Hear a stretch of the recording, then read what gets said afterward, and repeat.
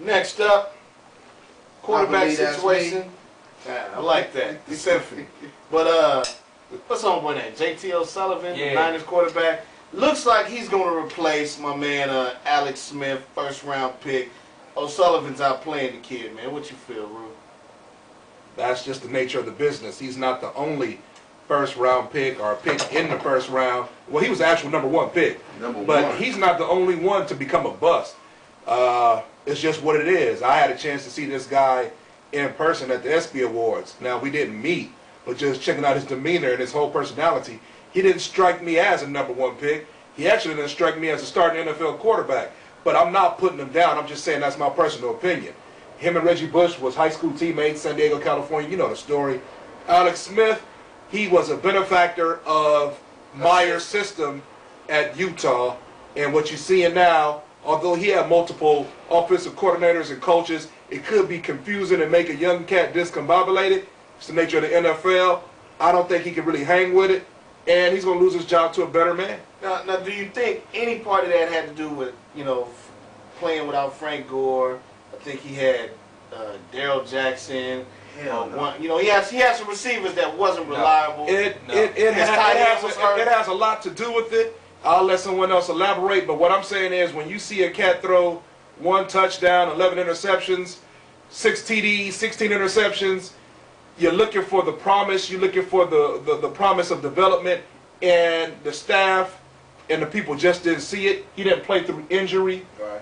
A lot of shit going on. See, I disagree. I agree with you for the fact that his situation that he was in, he doesn't look like a starting quarterback, but he didn't lose to a better man. JT O'Sullivan ain't shit. He's in the system. What's his name? JT O'Sullivan. Oh. He's in the system.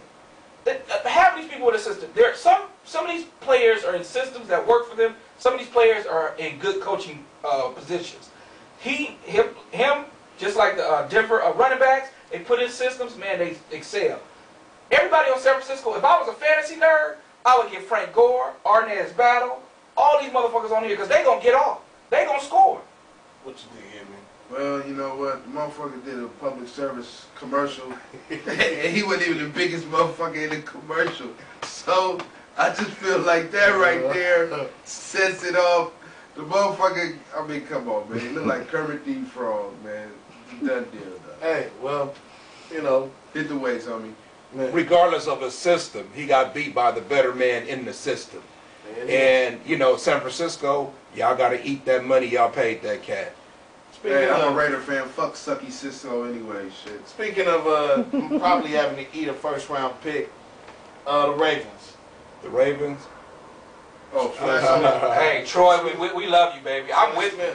Well, you got Del Flecko, if I'm saying the name right. If I'm saying it right.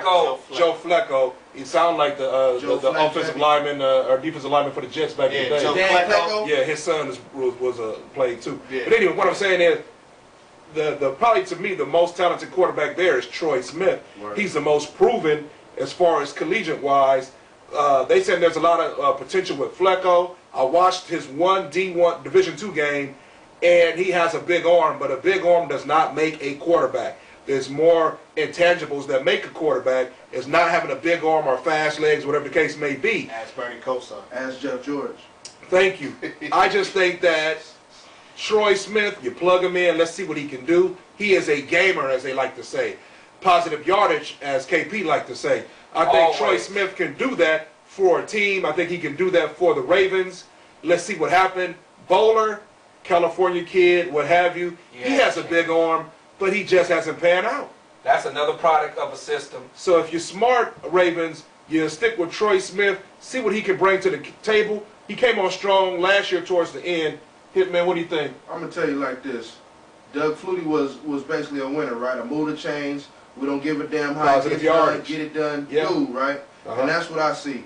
You know what I'm saying? And when you see those kind of qualities, no matter if he's handing the ball off, if they constantly getting the first downs and it's the man that's doing it, then goddamn it, put him in. But see, we into the image thing. You know what I'm saying? Coaches like specs and 6'6", 6'4", 230, drop back passer. That's bullshit. Hey, I know all about everybody writing comments about the call me a racist, but all the white quarterbacks gotta have a half beard, trim, little, Hollywood superstar bullshit.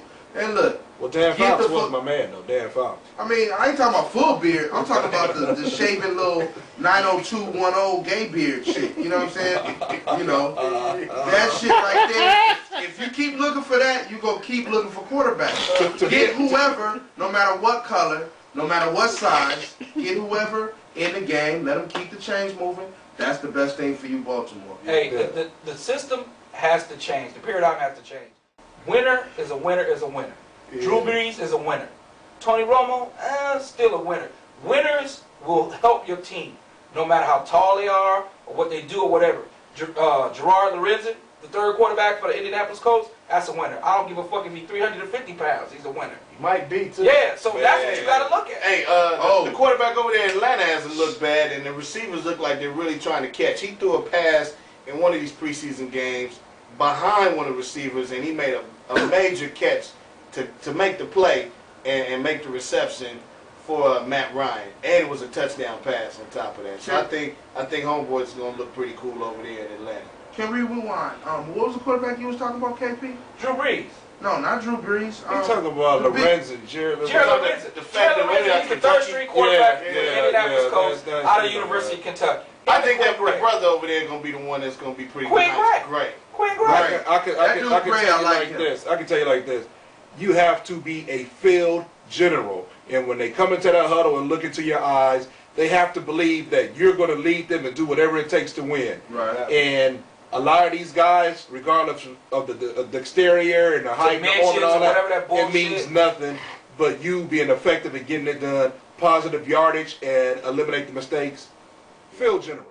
Well, I would feel is we could talk about preseason, man. I said it. I'll talk about the Steelers. You know what I'm saying? Man, and what I see so far, it makes me nervous. You know, they look good, but I'm just not sold on this new Steelers. You know, and Ben Roethlisberger and Mike Tomlin, they're having this.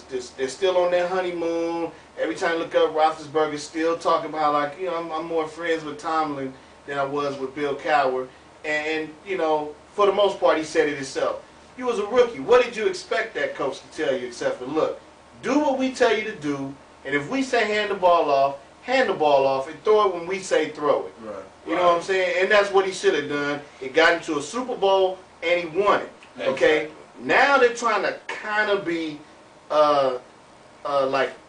break football. We want to hear your opinion. They're almost trying to be like the St. Louis, Pittsburgh. You know, the spread offense and whatnot. I don't know if that's the way to go in that division. It's a smash mouth division. It gets cold. The weather is exactly what I'm talking about. I don't know if this spread offense is the thing to do. It's good to have. Too.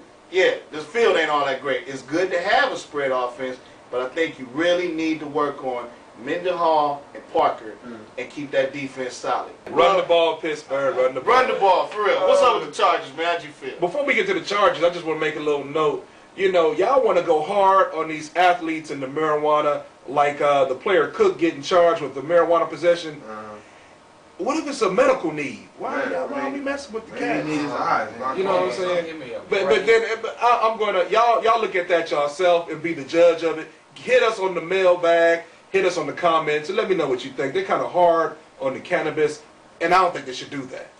But anyway, the Chargers, I like what I see. I'm very pleased.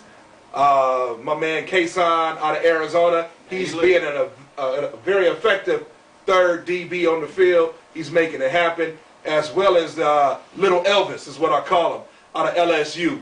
You know what I'm saying? I think he's doing this thing. Hester is doing this thing. Hey, see what we do, we get the mature athletes in there. These are married men. Hester was a married man in college. That shit is rare. But that lets you know he about his business, he about doing his thing. And if you like Elvis, I love Elvis. I ain't got no problem with it. Keep doing your thing. We need a backup for the danger. But you know what? I got a question for you.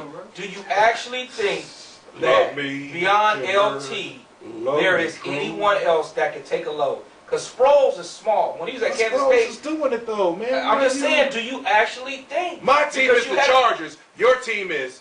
I'm a realist. I'm a realist. I mean, you know what? Hey, we getting it done. I just asked you all this question. Because see, you coming, okay, you talking all this glorified bullshit. I mean, no disrespect. All right, I'm be just. You know it needs disrespect. No. I gave a moment of silence for Mr. Chandler because I do respect the Raiders of that era.